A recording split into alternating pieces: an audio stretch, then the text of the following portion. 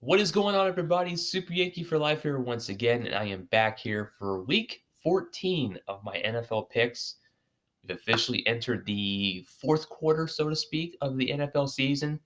Both a lot of teams jockeying for positions in the playoff picture for both the AFC and NFC. Um, I don't really think that there's a lot of like serious contenders left as far as like teams that can be like legitimately playing for the Super Bowl that I could see in both conferences. But more, I think more so the NFC than the AFC. Like I think there may be like two or three teams realistically, while the NFC I think is more deeper than that. Um, but I think we'll see how things play out in these final four games of the regular season. But anyway, starting off with the Thursday night game between Dallas and Chicago, since I'm recording this, like a little after 10 a.m. on Thursday, so I figure I might as well talk about the Thursday night game. Dallas and Chicago. I actually have no check mark for either team here because I think this is going to end in a tie tonight. I am picking a tie because I think both teams, while extremely talented, more so Dallas, I think Dallas is more talented than Chicago. Both these teams are not very good because they're coaching, well, more so Dallas, but I think both teams will do everything in their power to just not win the football game. Like they'll do some good things on offense and defense for both teams. But I just like it's really hard for me to like be invested in this game and super invested, but um, you know, uh, like Dallas,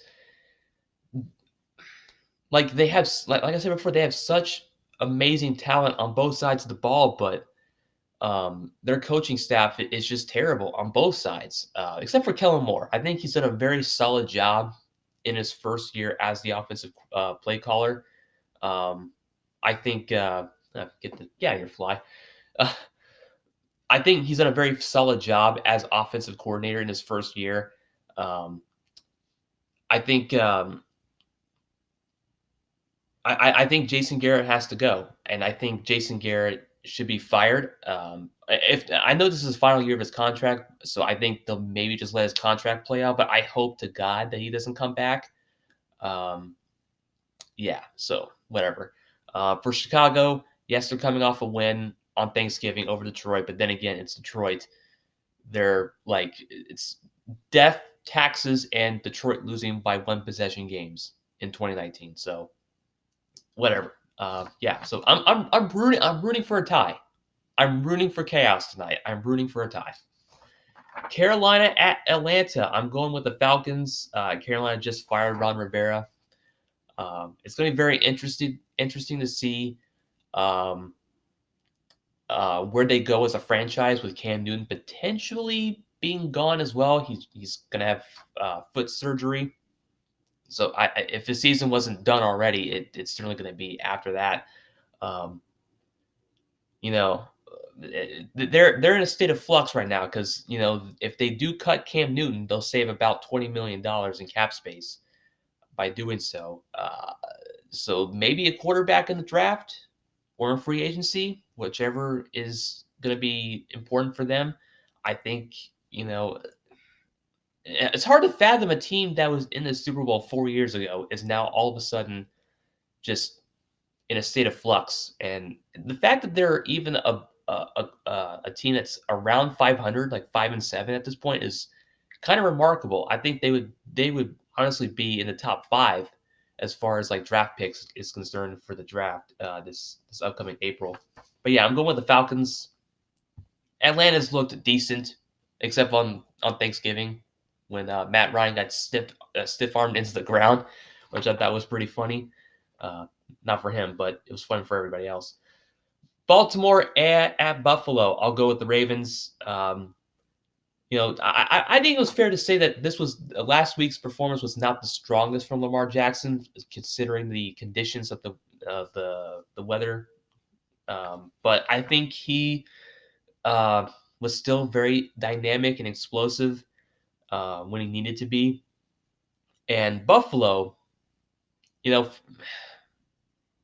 I can't remember a team that has taken advantage of an easier schedule than the Buffalo Bills. Like 9-3, like you think, oh wow, they're very good. They should be serious contenders in the AFC.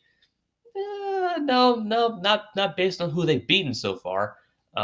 Yes, they beat Dallas on Thanksgiving, but it's at this point it's Dallas. When you're playing a team head coached by Jason Garrett, it's not much of an accomplishment, so to speak. So uh, I'll go with Baltimore on the road here to get a win over the Bills. Battle of the Ohio Bums. Bengals at the Browns. I'll go with the Browns. Um, why the hell not? Washington at Green Bay. I'll go with the Packers. Um, I'm not even sure who they played last week. Were they on a bye? What did they play last week? Oh, they played the Giants. That's right, in the snow. They played the Giants in the snow, and they beat the Giants handily. Detroit at Minnesota. I'll go with the Vikings to rebound off their Monday Night Football loss. Um, and the thing is about I keep saying about the Vikings is that it's going to come down to Kirk Cousins because, as great as that running game is for Dalvin Cook and that offensive line, if that running game struggles, that means you're going to have to ask Kirk Cousins to win you football games, and he is not that guy. So we'll see where they go from there because they'll make the playoffs, hopefully. I mean, they should. I mean, unless the bottom just completely falls out on them these final 4 games, they'll make the playoffs. But I'll go with the Vikings at home, the rebound. San Francisco at New Orleans. Same deal with the 49ers, just like with the Vikings. Great running game, great offensive line. If those two things falter, you're asking Jimmy Garoppolo to win you games. And again, that's going to be a recipe for disaster in the playoffs. So on the road here in a hostile environment, not if New Orleans can somewhat contain the running game of the 49ers, I think they'll get this win very easily. Now I will pick the Saints to win. Miami at the Jets. I'll go with the Dolphins because I made this little comment on Twitter that I'm never picking the Jets to win another game ever again. The Jets, only the Jets can give the Bengals their only win of the season. So yeah, I figured after the Jets beat the Raiders handily a couple weeks ago, I'm like, ooh, I'll pick the Jets to beat the Bengals this week. Nope, can't even do that. Can't even beat the Bengals, the winless Bengals on the road. So yeah, I'm going with the Dolphins to win there. Indianapolis at Tampa Bay. I can't figure out the Colts. I'll pick the Colts to win, but I can't figure them out. I want to like the Colts. I want to like what they have to offer, but man, they are a rough team to watch sometimes because you see how great they can be, even without Andrew Luck. I know Andrew Luck's not. I know Jacoby Brissett's not Andrew Luck, but I think I think he still has a lot to offer as a starting quarterback in the NFL. It's very very difficult sometimes to see him. Maybe he isn't the guy. Maybe he isn't the starting quarterback. Maybe it's the head coach. Maybe it's Frank Reich. Maybe it's play calling. I think maybe that's regressed a little bit from last year to this year. But hey, they're playing Tampa Bay this week, so maybe they'll get a few interceptions from Jameis Winston, uh, and all will be gravy. Denver at Houston. I'll go with the Texans. They should win this very easily. They should, but then again, you're coming off a very big win over the Patriots at home. Maybe they'll have some type of letdown. Hopefully not for them. Chargers at the Texans, or not Texans, the Jaguars. I'll go with the Chargers because both teams are 4-8. Yeah, I won't talk much about that game actually. Tennessee at Oakland. Another team that I will never pick to win ever again, the Oakland Raiders. Much like that they beat. I talked about the Jets before beating Oakland. I thought Oakland would go in there and beat the Jets. They didn't. They got mollywopped by the Jets. They got mollywopped by the Chiefs last week. So I'm like, you know what? No, I'm picking the Titans. Speaking of Kansas City, they're taking on New England on the road. I'm going to go with the Chiefs on this one. And the thing about New England is They can still, as bad as their offense has been, as bad as Brady has been, they can still make the AFC. They can still make the Super Bowl for the AFC. But with this offense, I don't know. Unless they can find some type of way to counteract Brady's, you know, it's clear as day to anybody really that has, above room temperature IQ, that Brady just does not look the same. And I think he's starting to show his age at 42 years old.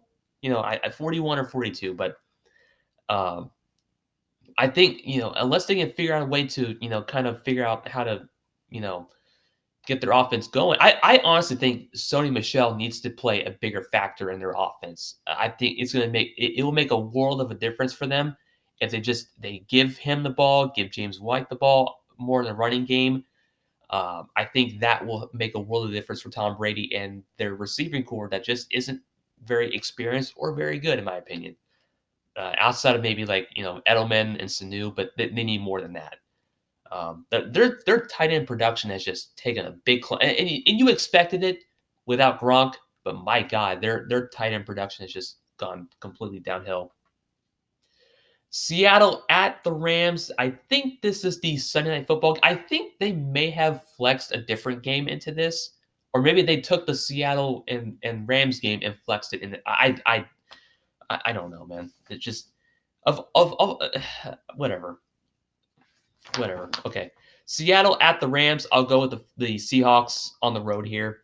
I don't trust Jared Goff. I have never trusted Jared Goff, and I never will trust Jared Goff in primetime games. Um, so, yeah, I'm going with Russell Wilson, who is trustworthy in primetime games. So it's just two opposite ends of the spectrum. And then finally, the Monday Night Football game, Giants at the Eagles. I believe Eli Manning has risen because of Daniel Jones's injury. I think they're calling it a high ankle sprain, a mild high ankle sprain. So yeah, Eli Manning will probably get the start there. But I'm going with the Eagles because it's Eli Manning and it is the Giants, and they're just not very good, except for Saquon Barkley. I feel bad for him. But anyway, those are my picks. Hopefully you enjoyed. Until next time, Super Yankee for Life signing off. Peace.